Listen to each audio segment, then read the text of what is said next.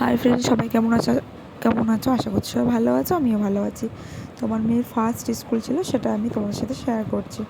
তো কেমন কী কাটলো, তো বেশি কিছু পারিনি, তবে যতটুকু ভিডিওটা করেছে সেটা আমি তোমাদের সাথে শেয়ার করছি।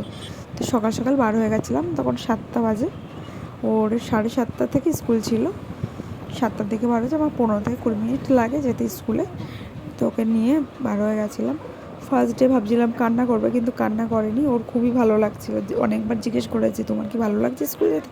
বলছে হ্যাঁ, আমার খুবই ভালো লাগছে। তো আমাকে তো ভিতরে ঢুকতে দেয়নি, গেটে ওকে ছেড়ে দিয়েছিলাম।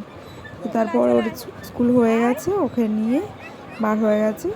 তো স্কুলের মধ্যে একটা পার্ক ছিল, সেখানে একটু পার্কে গিয়ে একটু ওই যেগুলো স্লিপ চাপলো, তারপরে একটা কি হাসে ওটা চাপলো।